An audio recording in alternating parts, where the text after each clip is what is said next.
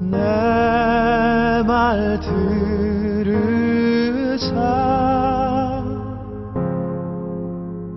죄인 오라 하실 때에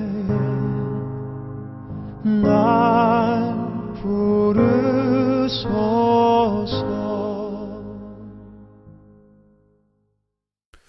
3월 15일 주일 예배 하나님께 올려드리도록 하겠습니다.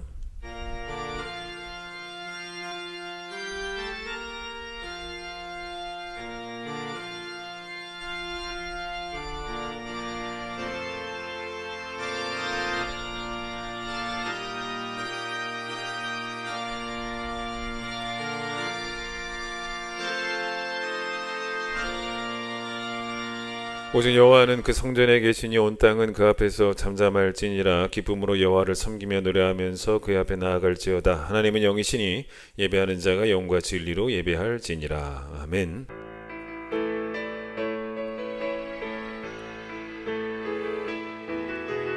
고개 들어 주를 맞이해 엎드리어 경배하며 찬양.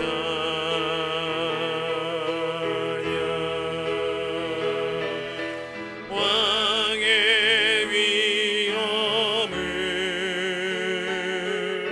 신령과 진정한 찬양으로 영광 돌려 만왕의 왕께. 성시교독 126번입니다. 여호와여, 나의 영혼이 주를 우러러 보나이다. 나의 하나님이여, 내가 주께 의지하여 싸우니 나를 부끄럽지 않게 하시고 나의 원수들이 나를 이겨 개가를 부르지 못하게 하소서. 주를 바라는 자들은 수치를 당하지 아니하려니와 까닭없이 속이는 자들은 수치를 당하리이다. 여호와여, 주의 도를 내게 보이시고 주의 길을 내게 가르치소서. 주의 진리로 나를 지도하시고 교훈하소서. 주는 내 구원의 하나님이시니 내가 종일 주를 기다리나이다. 여호와여, 주의 긍휼하심과 인자하심이 영원부터 있었사오니 주여, 이것들을 기억하옵소서. 여호와여, 내 젊은 시절의 죄와 허물을 기억하지 마시고 주의 인자하심을 따라 주께서 나를 기억하시되 주의 선하심으로 하옵소서. 여호와는 선하시고 정직하시니 그러므로 그의 도로 죄인들을 교훈하시리로다. 온유한 자를 정의로 지도하시며 온유한 자에게 그의 도를 가르치시리로다. 다 같이 읽겠습니다. 여호와의 모든 길은 그의 언약과 증거를 지키는 자에게 인자와 진리로다. 아멘. 이 시간 여러분의 모든 죄악을 주 앞에 고백하겠습니다.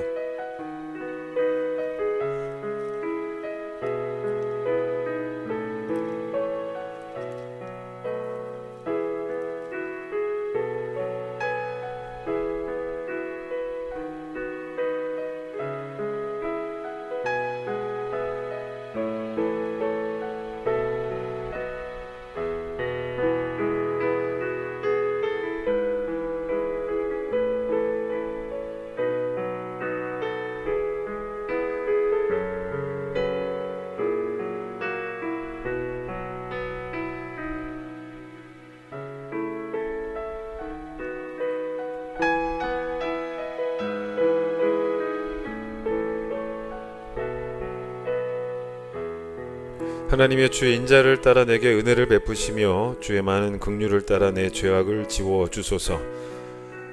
하나님여, 내 속에 정한 마음을 창조하시고 내 안에 정직한 영을 새롭게 하소서. 주의 얼굴을 내 죄에서 돌이키시고 내 모든 죄악을 지워 주소서. 하나님께서 구하시는 제사는 상한 심령이라. 하나님이여, 상하고 통회하는 마음을 주께서 멸시하지 아니하시리이다. 아멘. 신앙 고백합니다. 나는 전능하신 아버지 하나님, 천지의 창조주를 믿습니다. 나는 그의 유일하신 아들 우리 주 예수 그리스도를 믿습니다. 그는 성령으로 잉태되어 동정녀 마리아에게서 나시고 본디오 빌라도에게 고난을 받아 십자가에 못 박혀 죽으시고 장사된 지 사흘 만에 죽은 자 가운데서 다시 살아나셨으며 하늘에 오르시어 전능하신 아버지 하나님 우편에 앉아 계시다가 거기로부터 살아있는 자와 죽은 자를 심판하러 오십니다. 나는 성령을 믿으며 거룩한 공교회와 성도의 교제와 죄를 용서받는 것과 몸의 부활과 영생을 믿습니다. 아멘. 찬송가 208장입니다.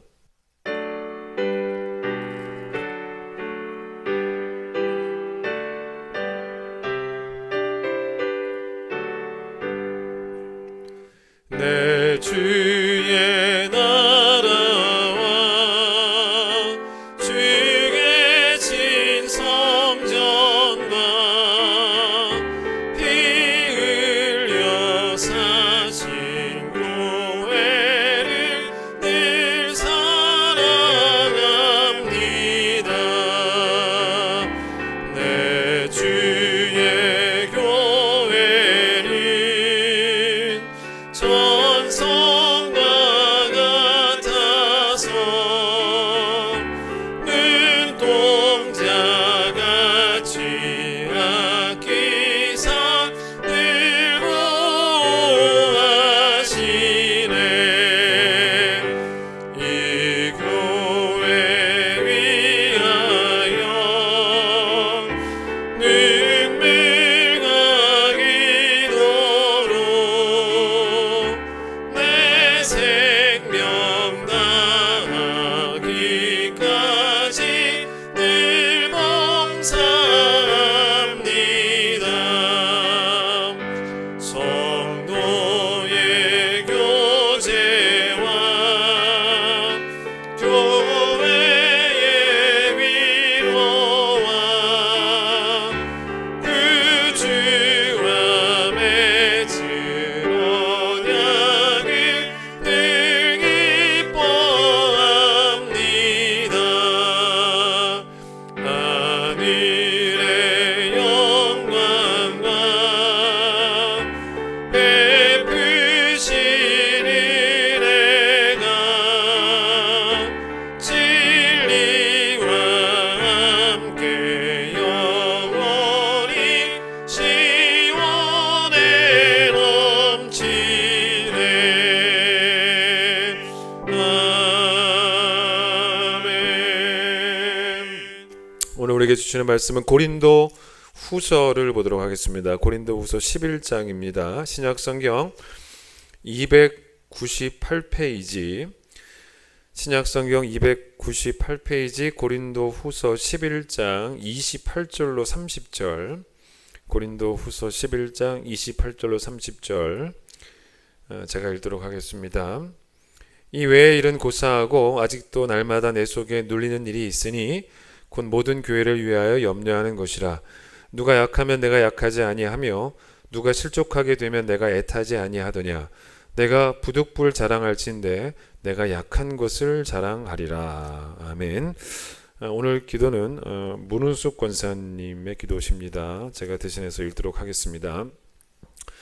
사랑의 주님, 언제나 그 자리에서 우리들을 변함없이 사랑해 주시고 돌보아 주심을 감사드리며 이 시간 간절하게 기도드립니다. 믿는 무리가 마음을 같이하여 성전에 모이기를 힘쓰고 떡을 떼며 기쁨과 순전한 마음으로 음식을 나누고 하나님을 찬양하며 주님의 가르침을 받아서 세상 속으로 나가 전파해야 하는 우리들이 성전이 아닌 곳 각 처소에서 같은 마음으로 성령 안에서 영상으로 예배를 드립니다. 비록 얼굴을 마주하며 함께하지는 못하지만 주님께서 우리에게 허락하신 관계는 시간과 장소를 초월하는 사랑의 관계임을 믿으며 함께 예배드리는 공예배가 얼마나 소중한지를 알게 하시고 예배드림에 있어서 게을리했던 저희들의 영적 나태함을 돌아보는 시간들이 되게 하여 주시옵소서. 무엇보다 하나님을 향한 사랑, 우리 교회를 사랑하는 마음에는 변함이 없음을 믿으며 우리 교회 공동체가 하나님의 사랑의 관계로 묶여 있음을 잊지 않게 하여 주시옵소서. 사랑의 주님, 우리나라를 비롯해 세계 곳곳에서 신음하며 아파하고 있습니다. 긍휼을 베풀어 주시옵소서. 이 시간들 속에서도 우리 자신을 돌아보게 하시는 주님의 음성을 깨달아 나의 작음을 알고 하나님의 크심을 아는 믿음 허락해 주시어서 우리 교회를 비롯해 한국교회가 하나님 앞에서 회개하는 자들 되게 하여 주시옵소서. 지금은 한국교회가 모이는 예배자가 아닌 흩어지는 예배자로서 선을 행하고 생명을 살리는 일에 동참하고 하나님 사랑, 이웃 사랑을 더 깊이 묵상하여 이 땅의 참된 회복과 치유를 위해 기도하는 자들 되게 하여 주시옵소서. 사랑의 주님, 어려운 때를 지나가고 있는 이때에 우리가 바라보는 것들이 두려움이 되어 염려하고 근심하느라 기도하지 않는 실수를 범하지 않게 하여 주시옵소서.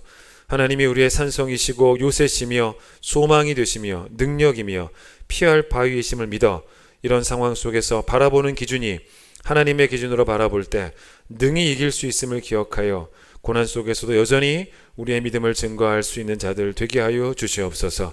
무엇보다 코로나19 위협에 쉽사리 노출될 수 있는 약한 환우들과 어르신들, 독거노인, 저소득층의 가정들, 밤낮 가리지 않고 애쓰는 의료진들과 관계자 그리고 위정자들을 기억해 주시어 하나님의 날개 그늘 안에 품어주시고 친히 방패가 되어 주시옵소서. 사랑의 주님, 간절히 기도드립니다. 행여라도 이번 코로나19로 인해 하나님의 영광이 결코 가려지지 않게 하여 주시옵소서. 하나님의 참된 진리가 아닌 거짓 증언과 위선으로 사회 곳곳에서 평화와 신뢰를 무너뜨리며 나아가 사람의 생명을 위협하는 이단들이 이 땅에서 속히 사라지게 하여 주시옵소서. 공의의 하나님만이 이 모든 것을 물리칠 수 있음을 믿습니다. 우리들은 각자의 자리에서 삶의 예배를 통해 복음에 근거한 좋은 생각만 하며 우리들의 노래가 소망이 되고 복음으로 세상이 밝아지는 놀라운 일들을 기대하며 잠잠히 오늘도 말씀으로 살아내는 우리 교회 모든 성도들 되게 하여 주시옵소서. 사랑의 주님, 사순절 기간을 지나고 있습니다. 하나님이 우리의 신랑 되시고 왕이시며 아버지 되어주시며 또 주님이 십자가에 흘리신 그 귀한 보혈의 피를 우리 모두 잊지 않고 기억하게 하여 주시고 나만이 아닌 너를 생각하는 자, 함께 생각하는 마음으로 온 열방 땅끝까지 서로 사랑하며 그리스도의 사랑이 담장 넘어 뻗어나가는 선한 청지기의 사명감을 감당하는 자로 살아내는 믿음 허락해 주시옵소서. 이 시간 말씀을 듣습니다. 우리가 예배드리는 각자의 처소에 말씀의 감격, 찬양의 기쁨이 끊어지지 않게 하시고 모든 공적 예배와 교회의 사역과 모임이 정상화되는 은혜가 올 때까지 건강으로 지켜주실 것을 믿으며 승리하는 자로 살아가게 하여 주시옵소서. 특별히 담임 목사님과 사역자들을 기억하여 주시옵소서. 주님의 부름받은 자로서 주님의 성품을 닮아가며 말씀을 선포함에 있어서 담대함 주시고 지혜 허락해 주시어서 그 말씀으로 인해 우리 교회 모든 부서들이 세상을 밝게 비추는 역할을 감당하게 하여 주시옵소서. 매주 영상으로 예배를 준비하는 모든 손길 위에도 복의 복을 더하여 주시며 이 모든 말씀 우리를 주에서 구원하신 예수님 이름으로 기도드립니다. 아멘.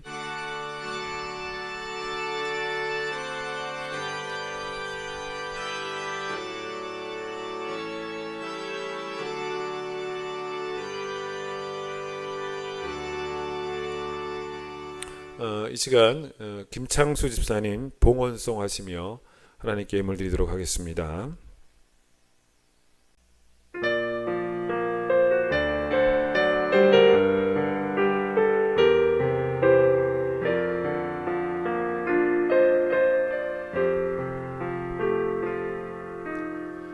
하나님 한 번도 나를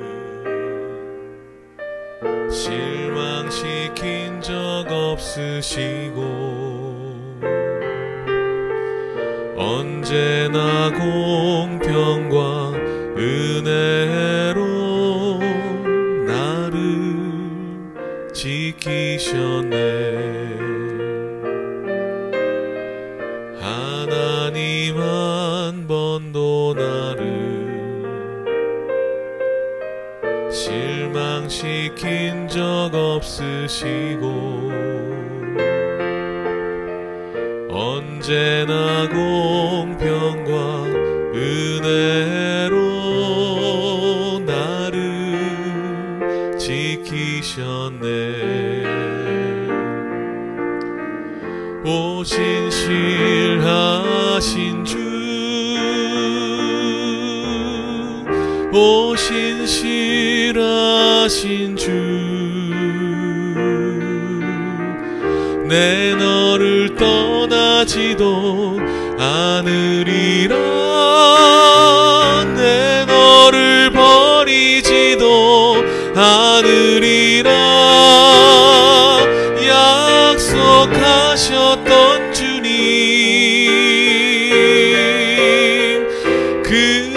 약속을 지키사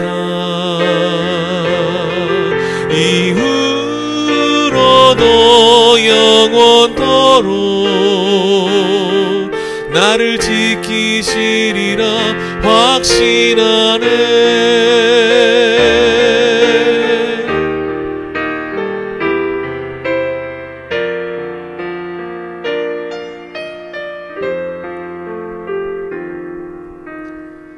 지나온 모든 세월들 돌아보아도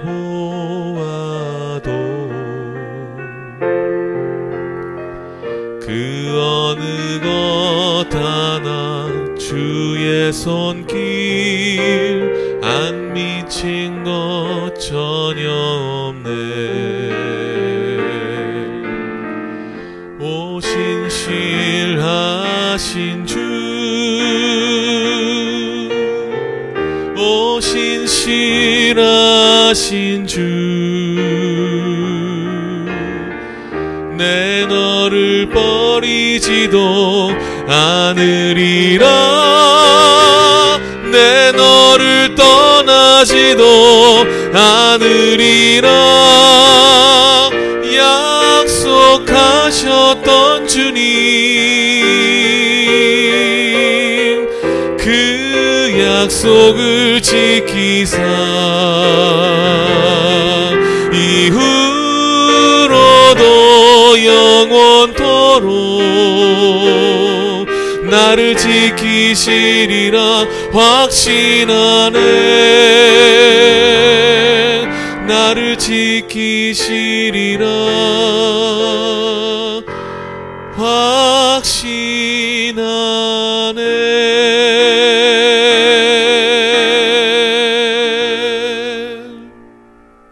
기도하겠습니다. 하나님, 오늘 주 앞에 귀한 예물 드렸습니다. 주님 받으시고 주님을 기쁘시게 해드리는 거룩한 제물이 되기를 원하며 무엇보다도 우리의 삶이 하나님 보시기에 아름다운 것만 가득한 거룩한 산제물 되어질 수 있도록 축복해 주시기를 간절히 소망합니다. 어려운 때를 지나가고 있지만 하나님이 우리와 함께 하신다는 그 분명한 진리 앞에서 우리의 마음과 생각을 잘 지켜내게 하여 주시고, 환난 중에 있어도 버티고 견디게 하시는 은혜로 우리를 도우시는 하나님의 은혜에 감사하며, 모든 환난 중에 있는 자들을 우리가 받은 위로로서 위로하는 삶을 살아가는 우리 모든 성도들 될 수 있도록 주님 도와주셔서 함께 잘 이겨내는 귀한 이 시간들이 되어질 수 있도록 하나님께서 축복하여 주시옵소서. 예수님 이름으로 기도드립니다. 아멘. 교회 소식을 전하겠습니다. 계속 사순절이 이어지고 있습니다. 사순절은 예수 그리스도의 십자가 은혜를 마음으로 묵상하는, 또 경건함으로 살아가는 절기입니다. 결건하게 이 시간들을 잘 채워가시기를 바랍니다. 저희가 비록 분당에 모여서 예배드리지 못하고 가정에서 예배드리지만 거기서도 우리가 하나님 앞에서 예배를 드리시는 곳입니다. 그래서 여러분 오늘도 예배드리실 때 경건하게 모든 것들을 다 준비하셔서 예배에 집중할 수 있도록 주변도 잘 정리하시고, 또 집중할 수 있도록 자세도 잘 갖추시고, 비록 방송으로 예배를 드리지만 성전에서 드리는 예배와 똑같이 예배 드릴 수 있도록 오늘도 경건함으로 예배 잘 드려주시기를 바랍니다. 찬양하겠습니다.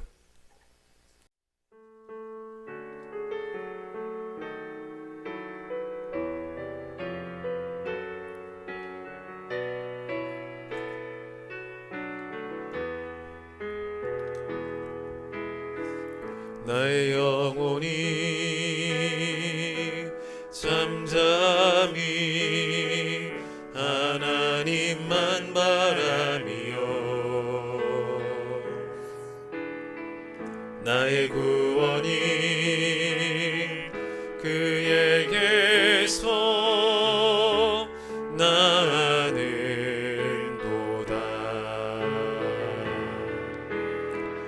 나의 영혼아 잠잠히 하나님만 바라라. 나의 소망이 저에게서 나는도다.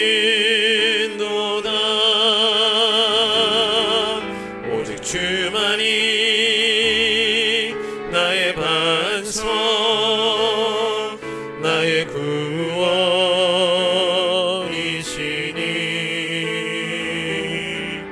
오직 주만이 나의 산성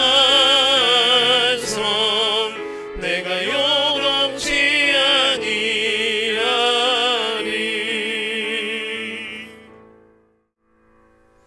이번에 이 코로나 사건으로 인해서 여러분이 교회를 지금 이제 못 나오고 계십니다. 그런데 여러분 교회라는 곳이 여러분에게 뭐 그저 일주일에 한 번 잠시 찾아오는 그런 곳은 아니었다는 거죠.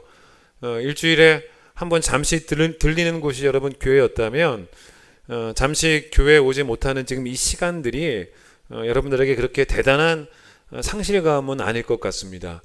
그런데 지금 대부분의 성도들이 사실은 상실감을 느끼고 있기도 하고 마음 한쪽 구석이 뻥 뚫린 것 같기도 하고 뭔가 하루하루가 낯설고 어색하고 그러실 거예요. 지난번 설교 때 말씀드렸던 그 집사님, 권사님 내외분 기억나십니까? 늘 새벽 기도를 1등으로 오셨던 그 집사님, 권사님 내외분 말씀을 드렸는데 새벽 기도가 중단되던 날 그날도 오셨던 그런데 요즘 이제 권사님이 어떻게 지내시는가 좀 이야기를 들어봤더니 요즘도 새벽에 일어나셔서 아들 차를 타고 남편 집사님 계신 공장에 같이 일단은 가신다는 거예요. 그리고 나서 원래대로라면 그 차를 타고 다시 교회 새벽 기도로 오시겠지만 지금은 이제 그 차를 타고 다시 대구로 돌아가신다는 거예요. 그 뭐하러 그러시냐는 거죠. 왜 그러시냐면 그냥 교회라도 한번 차에서 지나가면서 보고 싶으셔가지고 그러신다는 거예요. 이런 마음이 비단 권사님만의 마음은 아닐 거라고 생각이 듭니다.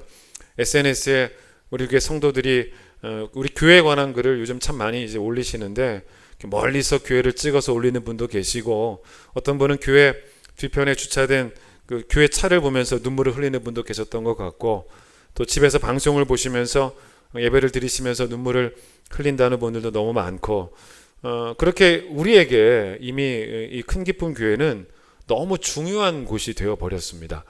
그런데 그렇게 교회를 중요하게 여기는 것이 바로 뭐냐면 신앙입니다. 그게 바른 신앙입니다. 교회는 우리에게 있어도 그만 없어도 그만한 그런 곳은 아니라는 거죠. 우리에게 월화 수목 금토 일 어떻게 이런 날들이 지금 여러분 세워지고 있습니까? 아마 대부분 그럴걸요. 수요일은 수요 예배 있는 날들로 세워지고 목요일 날은 구역 예배 있는 날, 금요일은 금요 심야기도 있는 날, 토요일은 교회 가서 주일을 준비하면서 구역 식구들과 함께 뭐 선교회와 함께 교회 청소하는 날, 주일은 주일 예배 드리는 뭐 그런 날. 이렇게 하루하루가 세워질 정도로 우리에게 교회는 우리 일상의 중심이 되고 있다는 거죠. 창세기 21장에 보면 어떤 이야기가 나오냐면 하갈이 그의 아들 이스마엘과 함께 아브라함의 집에서 나오게 되는 이야기가 나옵니다. 그래서 아들과 함께 이 부엘세바 광야에서 방황을 하게 되는데 아브라함의 집을 나올 때 가지고 나왔던 먹을 것 얼마가 있었고 또 물 한 가죽 부대를 가지고 나왔는데 그게 뭐 얼마 안 돼서 광야에서 다 떨어진 거죠. 이제 남은 게 뭐냐면 죽는 일만 남은 거예요. 하갈도 물론 괴로웠겠지만 그의 아들 이스마엘이 광야에서 막 죽어갑니다. 그걸 바라보는 엄마의 심정이 어떻겠냐는 거죠. 근데 아들은 죽어가는데 그 죽어가는 아들을 위해서 엄마가 해줄 수 있는 게 아무것도 없어요. 그 뭐 해주는지 아세요? 시원한 나무 그늘 아래에 두고 싶은데 광야에 무슨 뭐 그런 대단한 나무가 있겠습니까? 그러니 그래도 해줄 수 있는 게 뭐밖에 없냐면 가시나무 아래에다가 가시나무 아래라도 이스마엘을 누입니다. 가시나무 아래가 뭐 무슨 그늘을 제공하겠냐마는 그것밖에 해줄 수 없으니 그거라도 해주려고. 그리고서는요 이 아들이 죽어가는 것을 엄마가 차마 볼 수가 없으니까 성경에는 어떻게 나왔냐면 화살 한 바탕 거리 떨어져서 마주 앉았다라고 나옵니다. 이 바탕이라는 단어가 뭐냐면 화살을 쐈을 때 화살이 날아가는 그 거리를 바탕이라고 해요. 그러니까 아들로부터 한 바탕 정도 그 거리를 떨어져서 뭘 했겠습니까? 대성통곡을 하죠. 대성통곡을 합니다. 아무것도 해줄 수 없는 어머니의 마음으로 대성통곡을 했던 그 슬픔. 여러분 제가 이 이야기를 왜 하냐면 이 이야기를 좀 기억하시면서 시편 137편 이야기를 한번 들어보세요. 시편 137편은 어떤 시냐면 이스라엘 백성이 바벨론에서 포로 생활을 할 때 이제 쓴 시였습니다. 고국에 대한 그리움을 담아내는 거죠. 1절 들어보세요. 우리가 바벨론의 여러 강변 거기에 앉아서 시온을 기억하며 울었다라고 나옵니다. 여러분 왜 울었겠습니까? 단지 바벨론에서의 포로 생활이 불편해서, 그래서 정말 고향으로 빨리 돌아가서 두 다리 쭉 뻗고 잘 수 있는 그런 예전의 삶이 그리워서 울었겠습니까? 아니라는 거죠. 이들에게 포로 생활의 불편함 중에 최고의 불편함이 바로 뭐였냐면 성전으로부터 몸이 멀어진 거예요. 그게 지금 여러분들의 불편함 아니겠습니까? 그러다 보니 자꾸 시온을 기억하면서, 바벨론 그 포로 생활을 하면서 시온을 기억하니 자꾸만 눈물밖에 나는 게 없다라는 그런 고백을 시편 137편이 하고 있습니다. 그런데 여기서 이 원어적으로 그 바벨론 강변에서 울었던 그 눈물이 대성통곡이거든요. 그 대성통곡이 원어적으로 보면 창세기 21장에 자식이 죽어가는데 아무것도 할 수 없었던 그 하갈의 울음과 비슷한 강도의 울음이었다는 거예요. 여러분 고향으로 그리고 성전으로 돌아가고 싶어도 어떻게 할 수가 없잖아요. 아무것도 할 수가 없습니다. 죽어가는 아들을 살리고 싶은데도 아무것도 할 수가 없어요. 아무것도 할 수가 없을 때 흘리는 바로 그 눈물이었다는 거예요. 여러분 그 눈물이 여러분 마음속에서 좀 이해가 될 것 같아요. 디모데전서 2장 1절 2절에 어떤 말씀이 나오냐, 바울이 이런 이야기를 한번 들어보세요. 모든 사람을 위하여 간구와 기도와 도고와 감사를 하되 임금들과 높은 지위에 있는 모든 사람을 위하여 하라. 이는 우리가 모든 경건과 단정함으로 고요하고 평안한 생활을 하려 함이라. 자, 바울이 이 글을 쓸 때 바울에게 있어서 가장 큰 어려움이 뭐였겠습니까? 경제적인 어려움이었겠습니까? 몸에 있는 질병의 어려움이었겠습니까? 아니었다는 거죠. 예수를 믿는다는 이유로 그 시대에도 부당하게 박해를 받았습니다. 근데 바울이 왜 국가의 지도자를 위해서 우리가 기도하라고 했냐면, 그래야 경제적으로 안정된다는 게 아니에요. 그래야 제일 중요한 게 뭐냐면, 그래야 평안한 신앙생활을 할 수 있다. 그게 논리입니다. 만약 우리나라가 종교 탄압이 있는 나라라면 정말 우리가 얼마나 괴롭겠습니까? 전쟁이 일어나는 것도 아닌데 지금 대한민국 땅에서 교회를 여러분 지척에 두고 갈 수 없는 상황들이 믿겨지지 않는 이제 그런 현실들이라는 거죠. 그런데 이제 이 바이러스 때문에 우리가 교회에 가지 못하게 될 줄 누가 예상이나 했겠냐는 겁니다. 저도 개인적으로 2020년에 이런저런 목회적인 계획들을 가지고 이렇게 목회를 해야겠다라고 생각을 하고 있었는데 전혀 예상치 못한 일들이 벌어지고 있다는 거죠. 온라인 예배를 준비하게 될 줄 또 정말 전혀 예상하지 못했던. 그런데 우리나라가 종교적으로 탄압하는 나라는 아니지만 우리가 이런 상황 속에서 어떤 기도를 해야 되냐면은 이 바이러스가 속히 사라질 수 있게 해달라고 당연히 기도해야 되지 않겠습니까? 근데 그 이유가 뭐겠냐는 거예요. 이 코로나 바이러스가 오래 가면 뭐가 힘들어서? 경제적으로 힘들죠. 자영업하는 분들도 힘들고 사업도 잘 안 될 수도 있고. 근데 여러분 물론 경제적으로 너무 힘들어지는 것도 물론 중요할 수 있습니다. 그러나 우리가 코로나 바이러스가 빨리 사라지기를 위해서 기도하는 이유는 단순히 그 이유만은 아니라는 거죠. 다시 예전처럼 신앙생활을 할 수 있도록. 이게 이유죠. 그래서 그때는 정말 어땠습니까? 그 옛날에 벌써 옛날 이야기가 됐죠. 미세먼지는 많았지만 바이러스는 없었잖아요. 지금 사회에서는 뭐라고 말하냐면 사회적 거리를 2m씩 두고 생활을 하라고 하라는데 벌써 이 꽤 오래된 과거처럼 느껴지는 우리 그때 있지 않습니까? 그때는 2m 거리를 둘 이유도 없었고 같이 모여서 앞뒤로 나란히 앉아서 예배 드릴 수 있었던, 그리고 마음껏 찬양도 부를 수 있었고 또 마음껏 기도도 할 수 있었던 그때가 사실 너무 그립지 않습니까? 예전에 그 특세 사진을 제가 이렇게 어쩌다가 이번 주에 또 보게 되니까 그 새벽에 이 본당 안에 사람이 왜 이렇게 많은지요. 애들도 많고 또 어른도 많고 또 특순하려고 나오셨는데 사람이 너무 많은 거예요. 그 로비에 사람이 그 새벽에도 얼마나 많은지. 근데 그게 벌써 추억이 되어가고 있습니다. 내가 게을러서 교회에 안 간 것이 문제지, 내가 예배에 안 가면 안 갔지, 지금처럼 내가 갈 수 있는 예배가 교회에 아예 없었던 적 자체가 없었지 않습니까? 믿겨지지 않은 현실들이 벌어지고 있다는 것입니다. 교회가 우리에게 영적인 보금자리고 영적인 안식처죠. 대구에서 말 그대로 사투를 벌이고 있는 의사들 그리고 간호사들, 이들에게 한번 가서 물어보세요. 당신들 지금 필요한 게 뭐냐? 뭐가 제일 필요하냐라고 물어보면 아마 제 생각에는 열이면 열 다 뭐라고 대답할 것 같냐면 다 이렇게 대답하실 것 같아요. 가족이 너무 보고 싶어요. 가족입니다. 라고 말하지 않겠습니까? 왜냐하면 집에 가서 몸이 쉬고 싶다라는 의미보다는 가족을 만나서 마음이 쉬고 싶다. 영이 쉬고 싶다. 뭐 그런 고백들을 그분들이 하시지 않겠습니까? 그런데 지금 여러분과 저에게는 사실 가족을 만날 수 있는 길이 가족이 막혀 있지는 않아요. 가족이 막혀 있는 게 아니고 교회가 막혀 있습니다. 큰 기쁨 교회라고 하는 여러분의 영적인 보금자리가, 영적인 안식처가 지금 막혀 있죠. 물리적으로 거리를 둘 수밖에 없는, 같이 모일 수 없는 그런 상황이 됐습니다.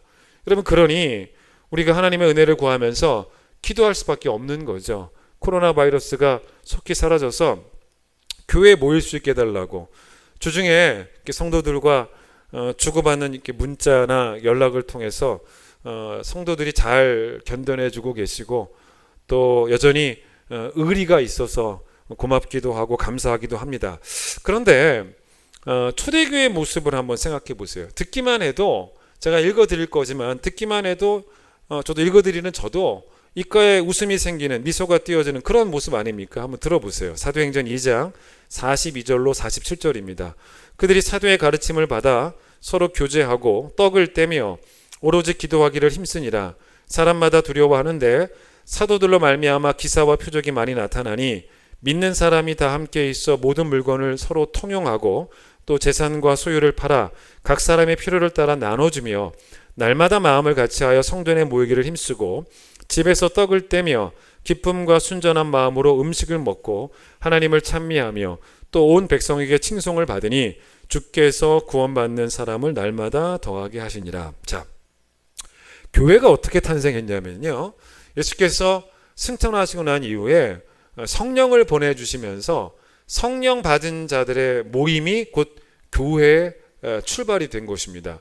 그래서 우리는 이 사도행전 그 2장에 나오는 교회를 그래서 뭐라 그러냐면 초대교회, 첫 번째 교회라고 말을 하는 거죠.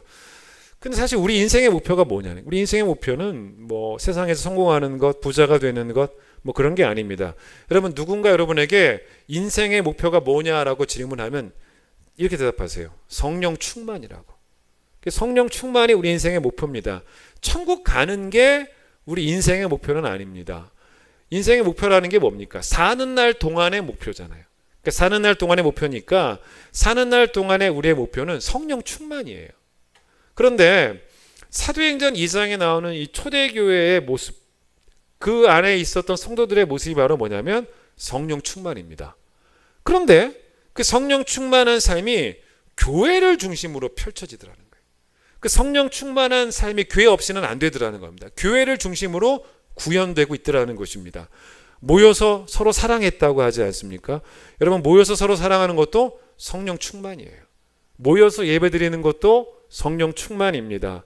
나가서 전도하는 것도 성령 충만입니다. 근데 여러분, 이 말씀의 끝부분이 47절, 제가 방금 전에 얘기 들었던 사도행전 2장 47절에 이렇게 나옵니다. 들어보세요. 이걸 들어보셔야 돼요. 주께서 구원받는 사람을 날마다 더하게 하시니라. 예수께서 구원받는 사람을 날마다 교회에 보태주셨다는 거예요. 자, 이 말이 결국 어떤 의미냐면 주께서죠. 주께서. 이 말이 무슨 말이겠습니까? 구원은 하나님의 주권이라는 거예요. 예수님의 주권이라는 것입니다. 그래서 우리는 뭘 믿냐면 선택의 교리를 믿어요. 우리는 그걸 믿습니다. 그들이 예수 믿기로 결단했습니다 라고 성경이 말하지 않고 예수께서 구원받는 사람을 교회에 날마다 보태주셨습니다 라고 말하면서 예수 그리스도의 구원의 주권, 하나님의 구원의 주권을 말하고 있습니다. 이걸 존 스토트라고 하는 분이 그분의 그 사도행전 주석서에서 이렇게 표현합니다. 들어보세요. 예수님이 하신 일을 우리는 두 가지로 볼 수 있다. 그게 바로 무엇이냐면 예수님은 구원받는 사람을 더하게 하셨다. 그러니까 두 가지를 뭐냐는 거냐면, 첫 번째는 사람들을 구원하신 일, 두 번째는 그들을 교회에 모으신 일, 이 두 가지를 하셨다는 거예요. 들어보세요. 그분은, 예수님은 사람들을 구원하지 않은 채 그들을 교회에 더하지도 않으셨고, 또한 그들을 교회에 더하지 않으신 채 구원만 하지도 않으셨다. 다시 들어보세요. 예수님은 사람들을 구원하지 않은 채 그들을 교회에 더하지도 않으셨고, 또한 그들을 교회에 더하지 않으신 채 구원만 하지도 않으셨다. 구원과 교회에 속하는 것을 짝을 이루게 하셨다. 이 얘기예요. 그래서 여러분이 큰 기쁨 교회 성도가 되신 겁니다. 그래서 이 교회를 중심으로 성령 충만한 삶을 매일매일 이뤄가는 게 너무나 당연한 것이라는 것입니다. 그러니까 교회가 없으면 우리 삶은 큰일 나는 거예요. 성령 충만한 삶은 교회를 중심으로 이루어지는 것이기 때문에, 그걸 또 이 존 스토트라는 분이 계속 어떻게 이야기를 했냐면, 이 성령 충만한 삶은 곧 뭐냐면요, 관계의 성공이라는 거죠. 관계의 성공. 그런데 여러분, 우리가 인생을 살아가면서 많은 관계가 있지만, 이 사도행전 2장에 나오는 교회의 모습을 보면서 이 존 스토트가 여기 나오는 관계를 어떻게 정리를 하냐면, 첫 번째는 사도들과의 관계였다는 거예요. 사도들은 가르치고 성도들은 배우고, 두 번째는 서로와의 관계였다는 거예요. 서로 사랑하고, 세 번째는 하나님과의 관계였다는 것입니다. 모여서 예배하고, 네 번째는 세상과의 관계였다는 거예요. 나가서 복음 전하고. 자, 이 모든 것이 사실은 지금 코로나 때문에 참 어려운 상황이 된 거죠. 첫 번째, 사도와의 관계. 물론 지금은 여러분 사도와의 관계는 아닙니다. 여러분과 저의 관계, 목사와의 관계죠. 근데 이 목사와의 관계 안에도 뭐가 있어야 되냐면 성령 충만이 있어야 된다는 거예요. 그러니까 저는 진리의 영이신 성령을 의지해서 여러분에게 진리만을 전해야 되는 것이고, 여러분들은 데살로니가 교회처럼 성령이 주신 기쁨으로라고 나와요. 데살로니가전서 1장 나중에 봐보세요. 성령이 주신 기쁨으로 말씀을 받아야 되고, 그렇기 때문에 저는 성령의 능력으로 진리의 영으로 말씀을 전하고, 여러분은 성령의 기쁨으로 말씀을 받고, 그런 의미에서 성전 중심으로 살아가는 여러분들에게 목사와의 만남은 참 중요한 만남이라는 거죠. 그러니까 여러분들이 큰 기쁨 교회를 다니기 때문에 저와의 만남이 중요한 것이고, 만약 여러분이 우리 교회 아닌 다른 교회를 다니시면, 다니란 말은 아닙니다. 다른 교회를 다니시면 또 그 교회 목사님과의 만남도 당연히 중요한 것일 수밖에 없는 거죠. 왜냐? 목사와의 만남은요, 말 그대로 영적인 지도자와의 만남입니다. 그런데 이게 가르치는 자와 배우는 자의 만남이기 때문에, 여러분 아이들 학교 갈 때 선생님 누군가 중요한 것처럼 똑같은 이야기입니다.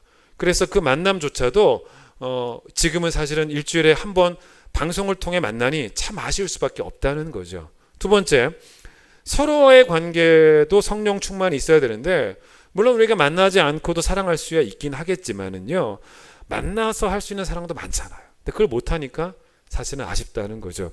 세 번째, 하나님과의 관계입니다. 물론 하나님은 영이시기 때문에 지금처럼 여러분은 가정에서도 하나님께 예배를 드릴 수 있습니다.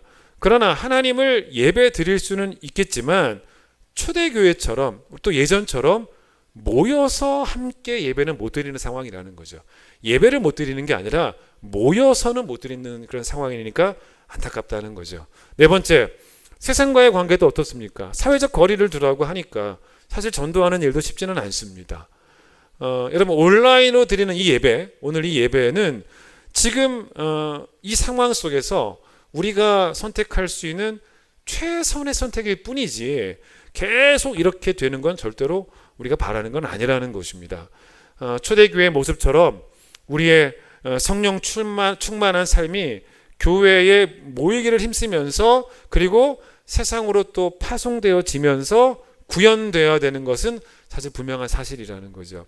단지 지금 이 시간은 사실은 교회가 감염병을 퍼뜨린다라는 비난을 받으면 안 되기 때문에, 우리나라 대한민국과 좁게는 우리 동네, 우리 교화, 우리 사랑하는 동네 아닙니까? 우리 동네 교화와 또 더불어 사는 이웃들과 또 사회를 위한 그런 어떤 사회적 책임감을 우리가 감당하는 그런 결정하는 그런 의미가 있는 것이지, 사실은 뭐 계속 이렇게 되면 얼마나 힘들겠습니까? 만약 대한민국이 기독교를 탄압하는 국가라면, 그래서 우리에게 예배를 금지하는 명령을 내린다면, 여러분 그때는 저와 함께 순교할 각오 하셔야죠. 그런데 이건 지금 그런 문제는 아닙니다. 그런 문제는 아니고 이건 우리 교회가 스스로 또 결정한 문제이기도 하고, 여러분에게 제가 지난 2월 28일에 모든 예배를 중단하겠다라는 문자를 보낼 때 그리고 벌써 오늘까지 대략 한 보름이 지났습니다. 목회자로서 예배를 중단한다라는 문자를 보내는 것은 절대로 쉽게 보낼 문자가 아닙니다, 여러분. 여러 가지 그 문자를 보내기 전까지 저도 신학적인 고민들도 많이 해볼 수밖에 없었고 많은 생각들을 해야 됐던 그런 상황이었고, 그럼에도 불구하고 모일까? 그럼에도 불구하고 모여서 예배할 것인가? 아니면 사회적 책임을 위한 결정을 할 것인가?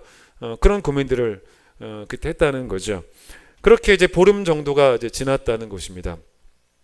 이런 생각을 해봤어요. 어떤 생각 해봤냐면, 우리가 교회에서 모이지는 못하지만 하나님 앞에서 우리가 매일매일 살아가니까 하나님이 우리가 안 보인다고 안 계신 건 아니지 않습니까? 그래서 하나님 앞에서 우리가 할 일은 여전히 똑같다는 것입니다. 그게 뭐냐면 오늘 설교 제목이기도 합니다. 그게 바로 뭐냐면 우리의 믿음이 살아있다라는 것을 증명해 보이셔야 된다. 우리의 믿음이 살아있다라는 것을 증명해 보이셔야 된다는 것입니다. 저희 아내가 우리 교회 어떤 집사님과 서로 문자를 받았는데, 그 집사님이 문자로 뭐라고 말씀하시냐면 이런 글을 보내오셨어요. 광야에서 40년을 살았던 이들도 있는데 우린 따뜻한 지붕 아래서 이 시기를 보내고 있음에 감사하고 일상의 소중함을 깨닫는 시간이 되기를 원합니다. 이런 문자를 보내셨어요. 광야와 비교하면 우린 정말 너무너무 좋은 상황이기는 합니다. 그런데 여러분, 중요한 것은 광야든 아니면 바이러스 한 점 없는, 미세먼지 한 점 없는 대한민국 파주 교화 맑은 하늘 아래 살든 우리가 해야 할 일은 뭐냐면 우리의 믿음이 여전히 살아있다는 것을 하나님 앞에서 증명해 보이셔야 된다는 것입니다. 자, 제가 이걸 오늘 설교를 하려고 합니다. 광야에서 이스라엘 백성이 실패를 합니다. 그런데 그들이 40년 동안 왜 실패했냐면, 자꾸 그들의 바람이 뭐였냐면, 그들이 원하는 게 뭐였냐면, 그들이 추구하는 게 뭐였냐면 하나님을 자꾸 증명하려고 했어요. 하나님을 시험하려고 한 거죠. 그런데 우리가 할 일은 하나님을 시험하는 일, 하나님을 증명하는 일이 사실은 아닙니다. 우리가 할 일은 내 믿음을 하나님 앞에서 증명하는 일이에요. 이게 중요한 거지요. 여러분, 하나님이 믿을 만한 분인가, 그건 여러분이 어떻게 생각하시든지 간에 하나님은 무조건 믿을 만한 분이에요. 그건 생각할 것도 없는 것입니다. 그런데 광야에서 계속 뭘 한 거냐면 하나님이 믿을 만한 분인가, 그걸 40년 동안 이들이 계속 질문을 한 겁니다. 즉 하나님을 내가 위대하신 분으로 인정할 수 있을까, 그렇지 못할까, 그런 문제들을 가지고 계속 그냥 광야 생활을 한 거예요. 그런데 이건 지금 그런 문제가 아니에요. 하나님을 내가 위대한 분으로 인정할까 말까의 문제가 아니고 내 믿음이 하나님께 위대한 믿음으로 인정을 받을까 받지 못할까, 이런 문제인 거예요. 그게 중요한 문제입니다. 오늘 우리가 읽은 본문이 고린도후서입니다. 그런데 잠깐 13장으로 넘어가 보세요. 여기에 바울이 한 말이 13장 5절을 보십시오. 5절에 바울이 이런 말을 합니다. 고린도 교회 성도들에게 이런 말을 합니다. 5절 보세요. 너희는 믿음 안에 있는가 너희 자신을 시험하라는 거예요. 너희 자신을 시험하고 너희 자신을 확증하는 게, 그게 우선이라는 거예요. 뭐가 우선인지를 알라는 것입니다. 자, 그런데 바울이 이 이야기를 왜 했는지를 아셔야 됩니다. 왜 그러냐면 지금 이 고린도 교회의 문제는 거짓 사도들이 문제였습니다. 근데 성도들이 자꾸만 이 거짓 사도들의 겉모습에 넘어갑니다. 그래서 바울에게도 자꾸 뭐라 그러냐면, 당신이 진짜 사도라면 당신을 한번 증명해 보이라고, 당신을 입증해 보이라고, 당신을 한번 우리에게 보여주라고, 그런 요구를 자꾸 합니다. 그 말씀이 3절 보세요. 13장 3절. 이는 그리스도께서 내 안에서 말씀하시는 증거를 너희가 구함이니, 그러죠. 그 무슨 말입니까? 고린도 교회 교인들이 당신이 하나님이 세우신 사도인 거를 한번 증명해 봐라, 이런 식으로 자꾸 요구를 하더라는 것입니다. 그러니까 바울이 이런 성도들에게, 여러분, 여러분이 나를 시험하려고 하지 말고 그게 먼저가 아닌 것 같습니다. 당신들을 먼저 시험해 보라는 거예요. 여러분들을 시험해 보라는 거예요. 여러분 스스로를 한번 까다롭게 심사해 보라는 거예요. 하나님을 심사하지 말고 여러분 자신을 까다롭게 심사해서 하나님이 위대한 분인지 그렇지 않은지, 내가 사도인지 아닌지, 바울이 내가 사도인지 아닌지, 아니면 하나님이 위대한 분인지 아닌지 그런 거 심사하지 말고 여러분 스스로를 좀 까다롭게 심사해 보라는 거예요. 내가 진짜인지 아닌지, 내 믿음이 진짜인지 아닌지 그거부터 밝히라는 거예요. 그게 더 중요하지 않겠냐는 것입니다. 예? 그래서 하나님 앞에서 여러분의 믿음을 증명하는 게 우선이라고 이제 그 이야기를 하고 있는 거예요. 히브리서 11장을 우리가 뭐라 그러냐면 믿음장이라고 하잖아요. 근데 여러분 히브리서 11장이 한번 읽어보시면 하나님이 어떤 분이신지를 설명하는 본문은 사실은 아니에요. 하나님이 믿을 만한 분이신가를 설명하는 그런 본문이 아닙니다. 여러분 우리가 잘 아는 히브리서 11장 1절 믿음의 정의가 나오죠. 근데 이 히브리서 11장에 잘 나오는 표현 중에 하나가 뭐냐면 증거를 얻었다, 증거를 받았다, 이런 표현들이 나옵니다. 제가 1절을 한번 읽어드릴게요. 믿음은 바라는 것들의 실상이요 보이지 않는 것들의 증거니 선진들이 이로써 증거를 얻었느니라. 이렇게 나오죠. 4절 믿음으로 아벨은 가인보다 더 나은 제사를 하나님께 드림으로 의로운 자라 하시는 증거를 얻었으니, 이렇게 나옵니다. 그러니까 믿음의 선배들이 증거를 얻었다는 것입니다. 아벨이 의로운 자라고 하는 증거를 얻었다라는 것입니다. 이 말의 의미를 제가 1절 우리의 믿음의 선배들이 이로써 증거를 얻었느니라, 요게 영어 성경에 뭐라고 나오냐면, 여기 영어 성경 좀 자막 보여드립니다. By faith, 믿음으로 our ancestor, 우리의 조상들이 receive God's approval. 여러분 God's approval이라는 말이 뭐냐면, approval이라는 말이 인정이에요. 인정. 그러니까 우리의 믿음의 선배들은 믿음으로 하나님의 인정을 receive, 받았다. 하나님의 인정을 받았다는 것입니다. 여러분 우리에게요 1년 365일은 전부 다 뭐냐면 그 시간들은 다 기회입니다. 기회. 어떤 기회냐면 우리의 믿음을 증명할 기회라는 거예요. 그건 상황이나 형편과 절대로 상관이 없습니다. 높은 산에 있어도, 거친 들에 있어도, 초막에 있어도, 여러분 궁궐에 있어도, 광야에 살아도 40년을, 대한민국에 2020년을 살고 있어도 우리의 믿음은 변함이 없어야 됩니다. 교회에 갈 수 있는 기회가 지금 막혀 있습니다. 그렇다고 해서 내 믿음으로 하나님께 인정을 받을 기회마저 연기되거나 막힌 건 아니라는 거예요. 여러분. 그걸 아셔야 돼요. 잠시 미룰 수 있는 것은 교회에 오는 일이지, 교회에 잠시 오는 일이 미뤄진다고 해서 여러분 여러 가지 핑계를 만들어내면 안 된다는 거예요. 그건 그거고, 그건 어쩔 수 없지 않습니까? 내 믿음으로 하나님께 인정을 받고 하나님을 내 믿음으로 매일매일 기쁘게 해드리는 일은 단 하루도 핑계거리가 없고 양보할 수도 없고 미룰 수도 없는 그런 일. 믿음이 차가워도 그래도 괜찮은, 왜냐하면 지금 코로나가 있으니까 내가 교회 못 가는데 잠시 믿음이 식을 수도 있지, 그거는 핑계거리가 될 수 없다는 거죠. 그런 상황들은 존재할 수가 없습니다. 모든 상황은 내 믿음을 증명할 기회라는 거예요. 모든 시간은, 상황이 어떻든지 간에, 시간이 어떠하든지 간에. 그래서 바울이 고린도후서 13장 5절에서 성도들에게 여러분들의 믿음을 증명하라라고 말을 하는 것입니다. 여러분 그런데 사실은 우리가 오늘 고린도후서 11장을 읽었습니다.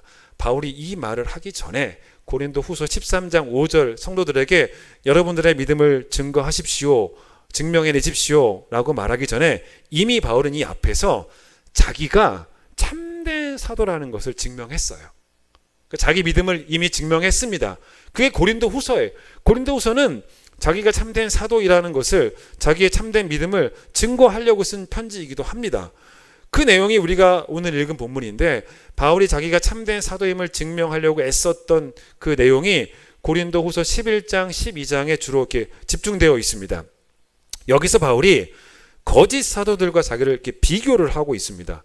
물론 여러분 바울이 스스로 사도가 되고 싶어서 된 사람은 아닙니다.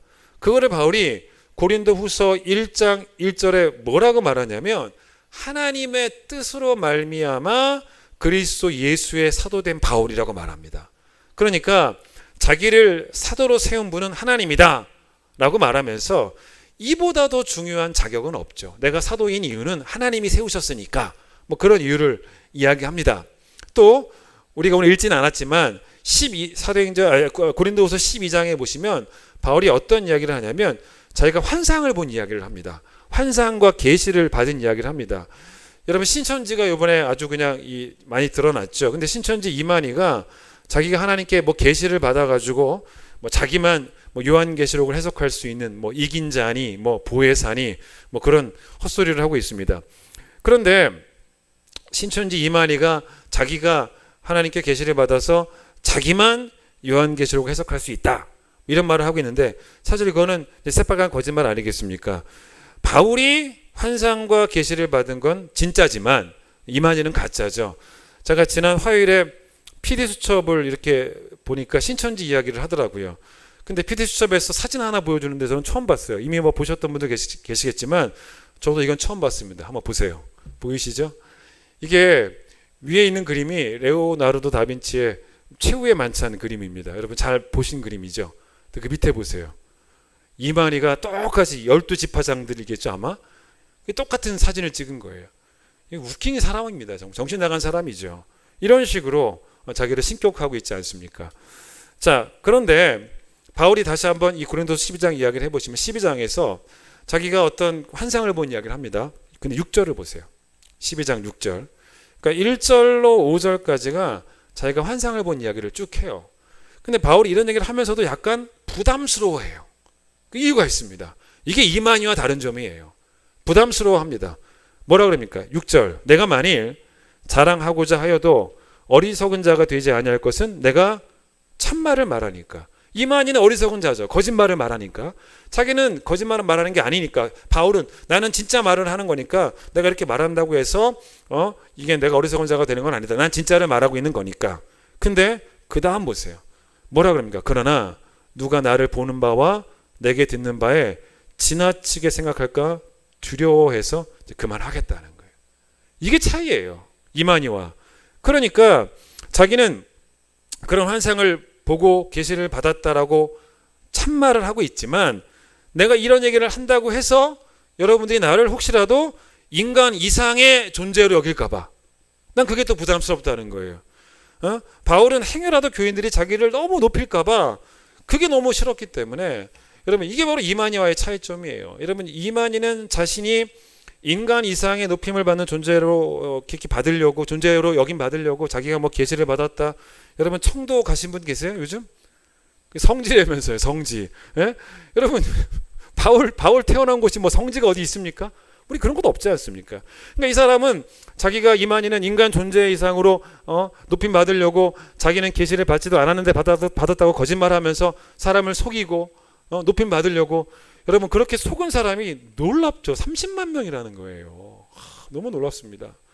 근데 바울은 반면에 나는 계시를 받았다는 진실을 이야기하는 것마저도 내 자랑이 안 되려고 애썼던 사람이고, 그게 바울이었다는 거죠.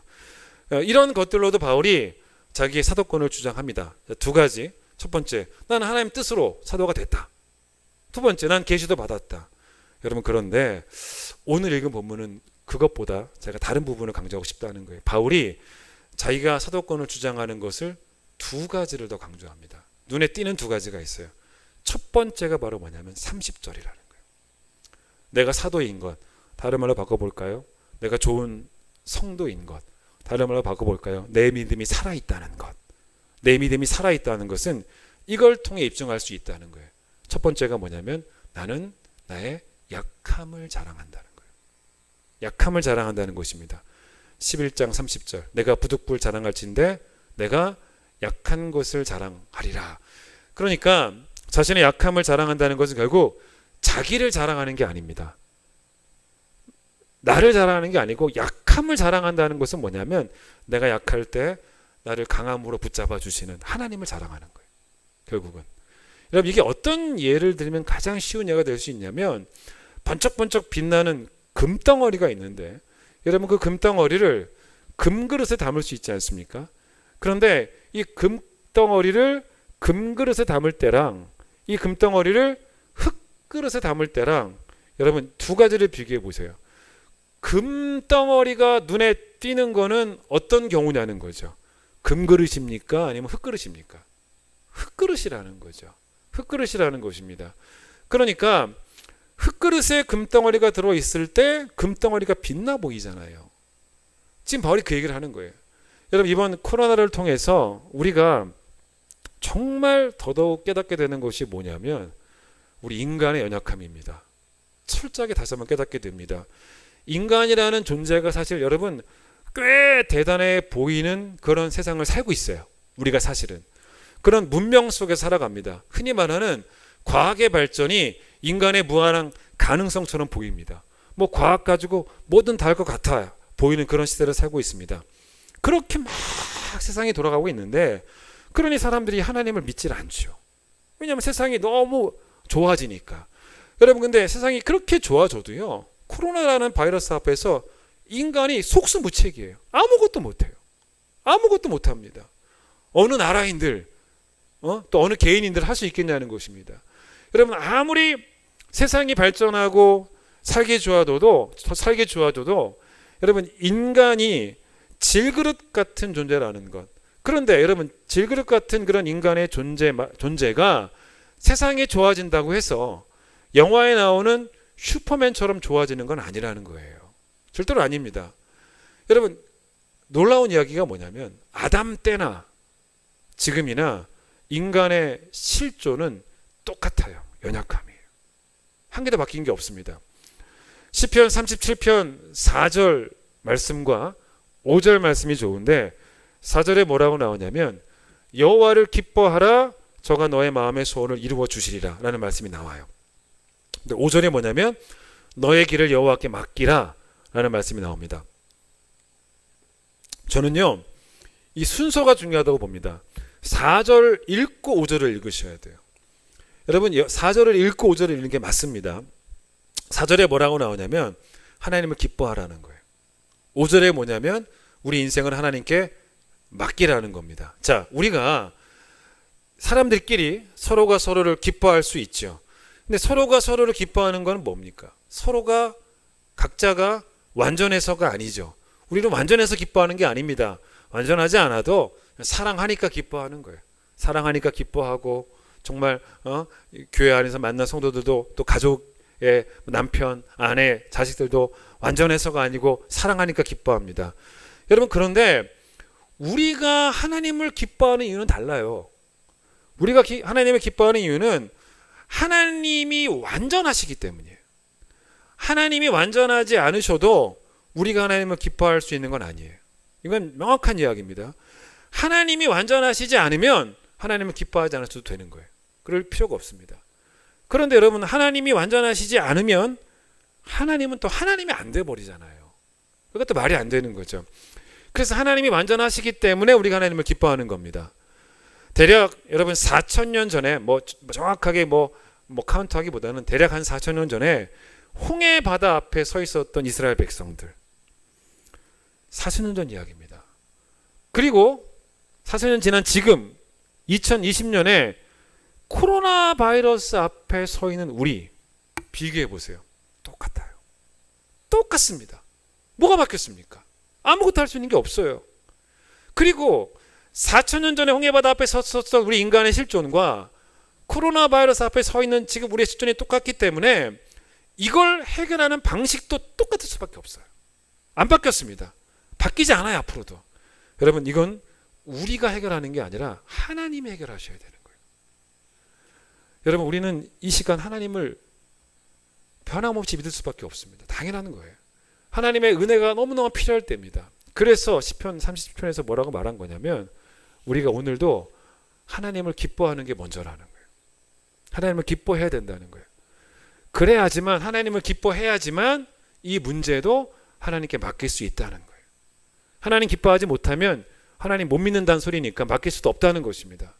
여러분 이 시간들이 우리에게 그냥 의미 없는 시간들로 지나가지 않기를 바랍니다. 잠시 교회와 물리적 거리를 두고 있는 이 시간들이 여러분에게 또 좋은 은혜로운 시간들이 됐으면 좋겠어요. 여러분 영원히 또 부흥하는 시간. 그래서 이 시간도 여러분의 믿음은 증명되어야 되는 겁니다. 그 중에 하나가 뭐냐면 바울이 말했던 것처럼 이 시간들을 계속 다시 한번 나의 자금을 깨닫고 하나님의 크심을 다시 한번 깨닫는 그런 시간으로 채워져 가면 이게 우리의 믿음을 증명하는 시간이 되어질 수 있는 거예요. 어려운 시간이지만 그렇게 우리의 이 어려움들 속에서도 믿음이 살아있음을 증명하는 그런 시간으로 채워져야 한다는 것입니다. 자, 바울이 두 번째로 자기가 사도인 이유, 자기가 좋은 성도인 이유, 또 자기가 이렇게 믿음을 증명하고 싶다는 것입니다. 그게 바로 28절입니다. 그게 뭡니까? 11장 28절. 아직도 날마다 내 속에 눌리는 일이 있으니 그게 뭐라는 거예요? 교회를 위해서 염려하는 것이라는 거예요. 그 두 번째가 뭐냐면 교회를 향한 염려. 물론 제가 아까 처음에 하나님의 뜻으로 사도가 된 것, 또 어떤 계시를 받은 것, 그런 것도 말할 수 있지만 두 가지를 더 강조하고 싶어하는 것. 첫 번째 약함을 강조한 것, 두 번째 교회를 향한 염려가 진짜 사도됨의 특징이라는 거예요. 왜냐하면 여러분 그때 거짓 사도들은 교회를 염려하는 게 아니고 교회를 이용한 사람들이었지 않습니까? 그때 거짓 사도들은 교회를 염려한 게 아니고 성도들을 이용한 사람들 아니었습니까? 그래서 자기는 교회를 향한 염려가 있다라고 말을 하는데 이걸 다른 말로 바꾸면 뭐냐면 교회를 향한 선한 관심이 있다는 거죠. 그걸 말하는 것입니다. 여러분 사실 사랑이 없으면 관심도 없습니다. 사랑이 있으니 관심이 생긴 건 아니겠습니까? 교회를 향한 삐딱한 관심도 아니고 정말 내 교회가 제일 잘 돼야 한다는 그것이 바로 우리의 신앙이 될 때 제일 잘 돼야 되는 곳이 우선적으로 교회가 돼야 되는, 우선적으로 내가 기도할 것이 예루살렘의 형통일 수밖에 없는, 그래서 교회가 잘 돼야 한다라는 그런 생각으로 늘 교회를 먼저 생각했던 그 태도가 사도 바울에게 있어서는 그의 사도됨을 증명하는 태도였다는 거죠. 여러분 교회에 몸이 오지 못하지만 그렇다고 여러분의 믿음을 증명할 수 있는 방법도 막힌 건 아니에요. 그 길이 막힌 건 아닙니다. 여러분 교회에 몸이 오지 못하지만 교회를 사랑하는 그 마음은 부탁드리겠습니다. 당연하시겠지만 여러분의 삶의 자리가 어디든지 간에 여전히 정말 뜨거울 수 있는 의리 있는 그런 성도들이 되었으면 좋겠습니다. 마치 바울이 감옥에 있으면서도 에베소 교회에 편지를 보냅니다. 감옥에 있으면서도 골로새 교회에 편지를 보냅니다. 감옥에 있으면서도 빌립보 교회에 편지를 보냅니다. 애끓는 심정으로 교회를 사랑하는 마음으로 어떤 공간에 있든지 간에 편지를 쓰면서 사랑을 표현할 수 있었어요. 사랑하는 자녀가 외국에 유학 가 있습니다. 못 보죠? 여러분 못 보기 때문에 사랑이 식습니까? 못 보니까 사랑이 식어요? 아니죠. 못 봐도 여전히 사랑하고 여전히 더 그리운 것처럼 교회를 못 보는 이 순간이, 이 시간들이 여러분 교회를 향한 사랑이 더 뜨거워지는 시간이 되었으면 좋겠다는 거죠. 교회를 향한 사랑이 자식을 향한 사랑보다 못하면 여러분 안 돼요. 그러시면 안 되는 것입니다. 그래서 여러분 세상에 참 교회가 많죠. 교회가 많은데 교회가 많다고 해서 한 교회 그 교회들의 가치가 떨어지는 것은 아닙니다. 아무리 많아도 우리 큰 기쁨 교회는요, 여러분 잘 기억해 보세요. 우리 큰 기쁨 교회는 우리가 2012년에 고생하면서 희생하면서 어떤 분들은 돈도 썼고 어떤 분들은 몸도 썼고 몸도 헌신했고 우리가 고생하면서 희생하면서 그렇게 해서 세운 교회이기 때문에 그래서 귀하다가 아니에요. 그게 아니고 큰 기쁨 교회는 하나님께서 하나님의 아들 예수 그리스도의 피값으로 그 피값의 희생으로 친히 세우신 교회이기 때문에 귀하고, 동시에 그렇게 세워진 큰 기쁨 교회가 그리스도의 몸이고 그리스도가 머리고 우리는 지체니까, 여러분 지체가 몸을 귀하게 여기는 것, 지체가 머리를 귀하게 여기는 것 너무 당연한 것 아니겠습니까? 여러 가지 이유가 있지 않습니까? 그런 이유로 교회를 향해서 애끓는 사랑의 마음을 가지고 매일매일 지금 이 시간은 더욱더 많은 그리움으로 살아가는 것, 여러분 그건요 바른 신앙이에요. 그건 좋은 신앙입니다. 하나님께서 요구하시는 신앙이라는 것입니다. 어려운 상황이지만 여러분의 믿음이 여전히 살아있고, 그래서 여러분의 믿음으로 하나님께 꼭 인정받으시기를 간절히 소망하고, 여전히 이 시간 속에서도 약함을 자랑하시기를 바라고, 여전히 이 시간 속에서도 우리 큰 기쁨 교회를 사랑하는 그 마음으로 그 그리움으로 이 이 시간들을 잘 채워가는 여러분 모두가 되시기를 간절히 축원드리겠습니다. 찬양하겠습니다.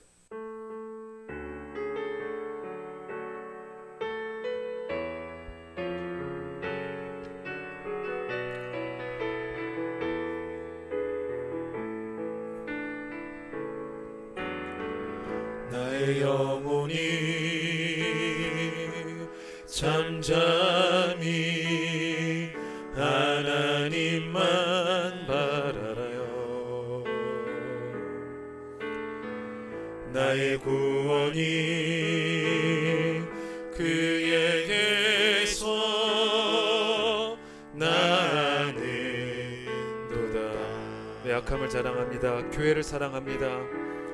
나의 영혼아 잠잠히 하나님만 바라라. 나의 소망이 저에게서 나는도다. 오직 주만이 나의 반석 나의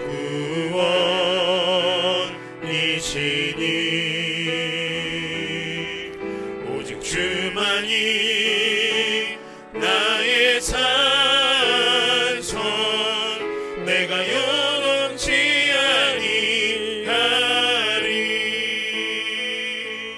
여러분 이 시간들이 여러분에게 되게 어색하고 낯설고 뭘 해야 될지 모르겠고 그럴 수도 있을 것 같습니다. 내 인생에 교회 하나만 빠진 건데 라고 말하기에는 우리에겐 너무나 교회가 중요한 곳 아니겠습니까? 그래도 여러분 교회 나오지 못해도 함께 모여서 예배드리지 못해도요 초대교회 같이 그런 온전함으로 우리가 하나님 앞에 설 수는 없어도 여러분 삶의 자리에 하나님은 여전히 살아계시기 때문에 계속 그 시간들을 여러분의 믿음을 증거하는 시간으로 하나님의 위대하심을 확인하는 게 아니고 그건 당연한 거고요. 여러분의 믿음의 위대함을 하나님 앞에서 증거하는 시간으로 다시 한번 두 가지 기억하세요. 하나님께만 소망을 두겠습니다. 약함을 자랑합니다. 아무것도 할 수 없네요. 뭘 우리가 할 수 있습니까? 뭐 할 줄 안다고 자랑했는데 아무것도 못하는 거 다시 한번 고백합니다. 도와주십시오. 은혜가 필요합니다. 빨리 해결해 주십시오. 멀리 몸이 떨어져 있어도 내 교회 사랑하겠습니다. 더 뜨거운 마음으로 교회 사랑하겠습니다. 그 믿음을 증명하기를 원합니다. 다시 한번 찬양합니다. 나의 영혼이 간절히 나의 영혼이 간절히 여호와를 갈망하며 간절히 여호와를 갈망하며 나의 입술이 여호와를 찬양하리. 나의 입술이 여호와를 찬양하리. 여전히 내 영혼이 즐거이 내 삶의 자리에서 주를 따라갑니다. 나의 영혼이 즐거이 여호와를 따르리니 내 평생에 하나님께 나의 평생에 여호와를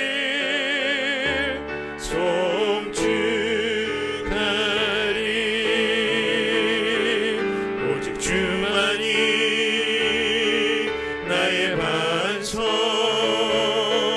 나의 구원이시니 오직 주만이 나의 산성 내가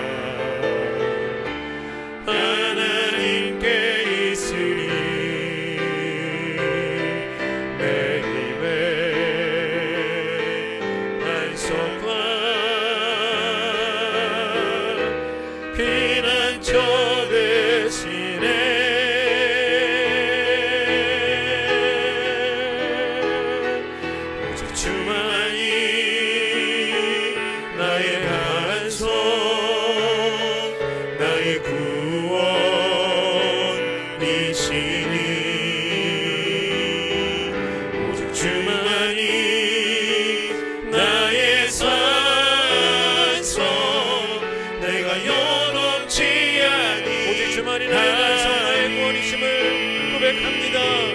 오직 주만이 나의 반석 나의 구원이시니